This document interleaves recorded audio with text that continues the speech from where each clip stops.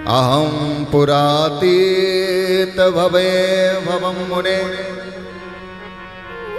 दस्यास्तु काशाञ्चन वेदवादिनां वामुते वयं च तत्र विश्रामो वामुते। नारद जी महाराज तो पूर्व जन्म में एक दासी पुत्र थे। कौन थे? दासी पुत्र थे। जब गांव में संत पधारे तो संतों की सेवा इनकी मैया किया करती थी। उन्हीं के साथ नारद जी भी संतों की सेवा किया करते थे। मैया जावे तो संतों के कभी बर्तनों को धोवे, झाड़ू करवे, पोंछा लगावे और उनके लिए भोजन बनावे। जो भोजन पवाने के बाद जो जूठन संतों की बच जाती थी उसी को मैया खा लेती थी, उसी को नारद जी महाराज भी खा लिया करते थे। जब चातुर्मास समाप्त हुआ तो वो सब संत जाने लगे, और जब संत जाने लगे तो नारद जी महाराज तो चरणों में गिर गए और नारद जी ने कहा कि आप हमें छोड़कर कहाँ जा रहे हो, क्योंकि अब हम भगवान की भक्ति किए बिना रह नहीं सकते, आप हमें अपने साथ ही लेकर चलो।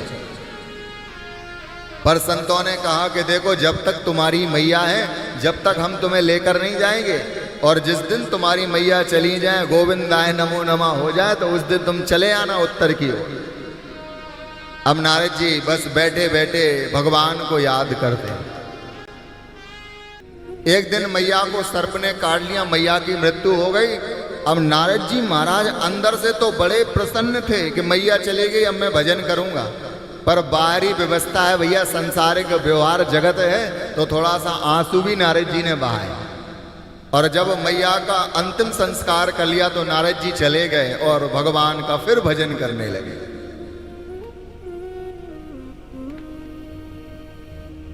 भजन करते करते भैया वो समय आ गया कि भगवान प्रसन्न हो गए। भगवान ने फिर ब्रह्मा पुत्र नारद जी को बना दिया। बोलो नारद जी महाराज की जय। अब सिंह महापुराण के अनुसार तवाश्रमो महादिव्यो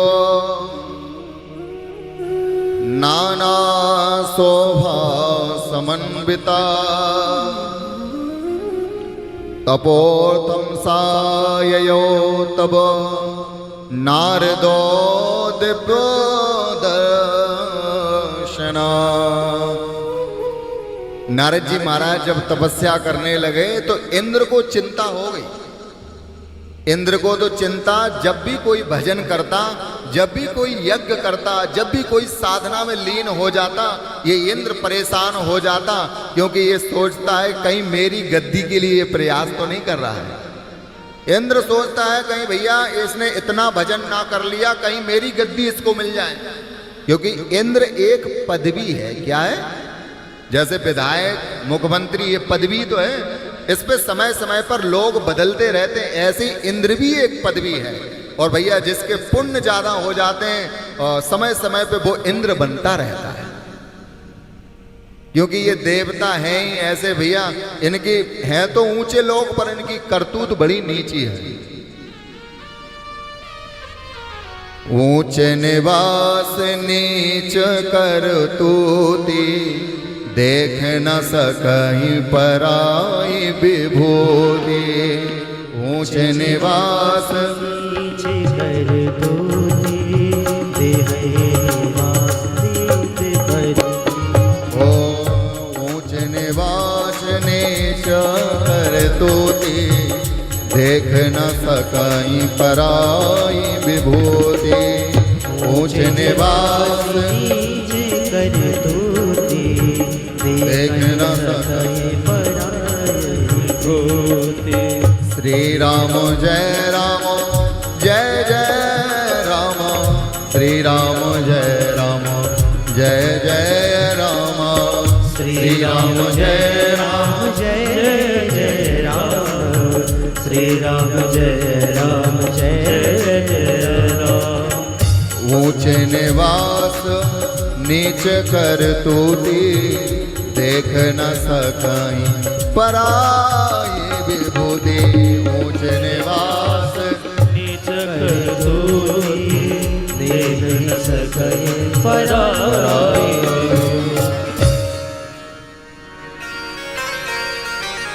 इंद्र ने क्या काम किया, कामदेव को कहा कि बोले भैया नारद जी की समाधि तोड़वा दो।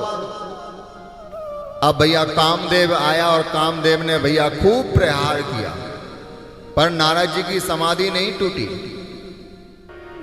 रंभादिक अप्सराएं कामदेव इंद्र ने भेज दी। अप्सराओं ने नारद जी महाराज के आसपास बड़ा नृत्य किया, पर भैया नारद जी की समाधि को नहीं तोड़वा पाए। कामदेव ने बहुत प्रयास किया, पर कामदेव के भी बाण काम नहीं आए। ना बभूव मुने से तो विकृतमो मुनि सकमा, भ्रष्टो बभूव तद्गर्वो महेशानो ग्रणेन च। जब भैया नारद जी महाराज ने काम को जीत लिया तो अभिमान आ गया। क्या आ गया? बोलो ना, अभिमान आ गया। जब अभिमान आ जाता है भैया तो व्यक्ति फिर किसी को कुछ नहीं समझता। और नारद जी के मन में जब अभिमान आया तो सबसे पहले नारद जी किसके पास गए मालूम है? भोलेनाथ के पास गए और भोलेनाथ के चरणों में प्रणाम किया। आज उस दृष्टि से प्रणाम नहीं किया। भोलेनाथ तो प्रसन्न हुए कि नारद जी आए हैं, तो आज हो सकता है हमारे राम की चर्चा होगी। किसकी चर्चा होगी? हमें आपसे कोई काम नहीं है, पर हे राम आपके बिना आराम भी नहीं है। हमें आपसे कोई काम नहीं है हे राम, पर आपके बिना हमें आराम भी नहीं है। मेरी तबाही मेरा मुकद्दर, हे राम तुम पर कोई इल्जाम नहीं है। और धीमे बजाओ ना, भूतिया की टोली हमें बाज नहीं आती। ताली तो बजाते हैं पर भैया जोर से आवाज नहीं आती।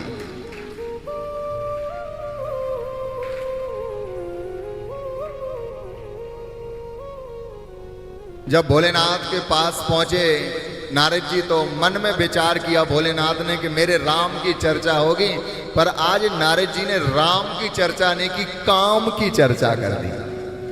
क्या चर्चा कर दी? बोले मैंने कामदेव को जीत लिया है।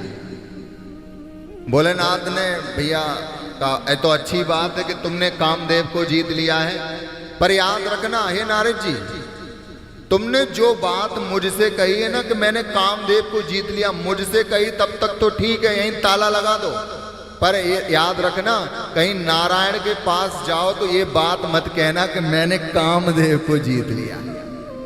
मैंने तो सुना तो कोई बात नहीं, मैं यहां से सुनूंगा, यहां से निकाल दूंगा, पर इस बात को तुम नारायण से मत कहना कि मैंने काम को जीत लिया है।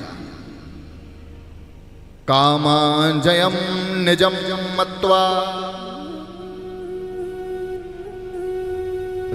कामाजयम निजम मत्वा गबरतो भो मुनीश्वरा, व्रतेव विगत ज्ञाना शिव माया विमोहिता।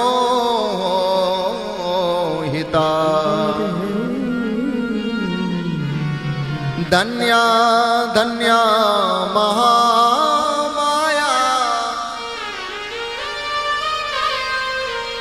धन्या धन्या महामाया, सांभवी मुनि सत्तमा,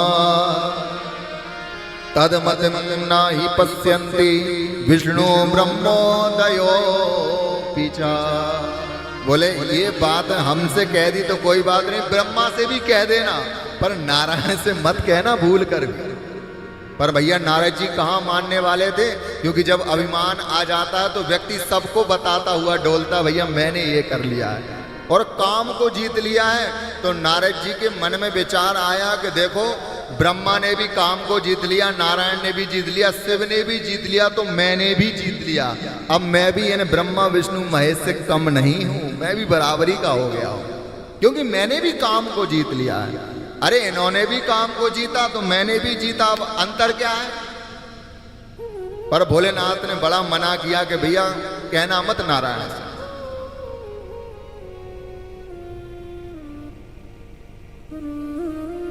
कि डूबे सो बोलत नहीं, बोले सो अनजानो, गहरा प्रेमो समुद्र का, डूबे चतुर सुजान। पर नारद जी नहीं माने। नारद जी के मन में विचार आया कि मैंने काम को जीत लिया, इसलिए भोलेनाथ को मुझसे ईर्ष्या हो गई। क्या हो गई? कहीं ये बात सब में ना फैल जाए कि भोलेनाथ ने भी काम को जीता तो नारद जी ने भी जीत लिया है। ये ईर्ष्या हो गई है भोलेनाथ को, इसलिए कह रहे हैं कि नारायण को मत बताना। तब नारद गब ने शिव पाहे, तब नारद गब ने शिव पाहे, तब नारद गब ने शिव पाहे, तब नारद गब ने शिव पाहे। ओ जीता कामयमति मन माहे, जीता मन माहे। मार चरितो शंकर ही सुनाए, मार चरित शंकर ही सुनाए। ओ मार चरित्र शंकर ही सुनाए, मार चरित शंकर ही सुनाए। ओ अति प्रिय जान महेश सिखाए, अति प्रिय जान महेश सिखाए। ओ अति प्रिय जान महेश सिखाए, अति प्रिय जान महेश सिखाए। नारद जी समझ गए कि भोलेनाथ को मुझसे ईर्ष्या हो गई, तो नारद जी चले वहां से। कुत्र आगम्यते तत्र किमर्थमिह चागता, धन्यमो मुनि शार्दूला, तीर्थो हमो तो समागता।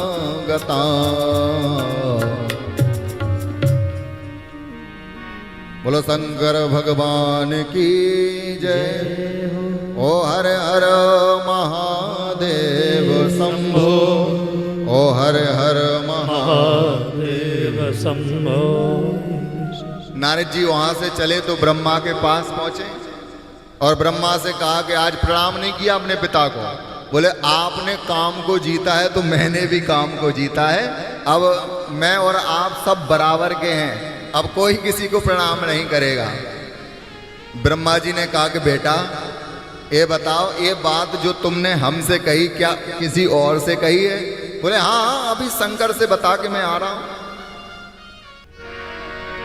ब्रह्मा ने कहा कि देखो बेटा, तुमने शंकर जी को बता दी तो कोई बात नहीं, मुझे बता दिया तो कोई बात नहीं, पर याद रखना नारायण को मत बताना कि मैंने काम को जीत लिया है।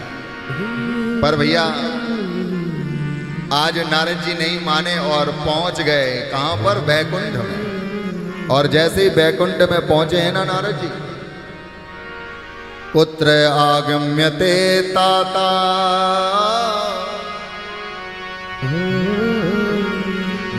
कुत्र आगम्यते ताता, किमर्थमिह चागता, धन्यस्तमो मुनि शार्दूला, तीर्थो हम तो तमागमा। जैसे ही नारायण भगवान ने नारद जी को देखा तो कहा आओ बस तुम्हारा स्वागत है, बैठो। नारद जी बोले अब बैठना बैठना क्या है? नारद जी के तो तेवर ही अलग है, वे तो एक अलग ही अभिमान में हैं। जिसके अंदर अभिमान आ जाता है भैया, फिर वो किसी को कुछ नहीं समझता। किया अभिमान तो फिर मान नहीं पाएगा, बोलो ना। किया अभिमान तो फिर मान नहीं पाएगा, हो किया अभिमान तो फिर मान नहीं पाएगा। किया है मान तो फिर मान नहीं पाएगा। होगा प्यारे वही जो श्री राम जी को भाएगा। होगा प्यारे वही जो श्री राम जी को भाए। होगा प्यारे वही जो श्री राम जी को भाएगा। होगा प्यारे वही जो श्री राम जी को भाए। भैया ये सांस भी यदि हम ले रहे हैं तो वो भगवान की बदौलत ही ले रहे हैं। अगर भगवान ना चाहे जब तक भैया पत्ता भी नहीं हिल सकता, ये नारद जी व्यर्थ में ही अभिमान कर रहे हैं। ये चांदनी भी जिनको छूते हुए डरती है, अरे दुनिया उन्हीं फूलों को पैरों से मसलती है। ये चांदनी भी जिनको छूते हुए डरती है, दुनिया उन्हीं फूलों को पैरों से मसलती है। अरे सौरभ की बुलंदी तो बस पल भर का ही मजा है, जिस साख पर तुम बैठे हो भैया वो कभी भी टूट सकती है। इसलिए अभिमान नहीं करना चाहिए।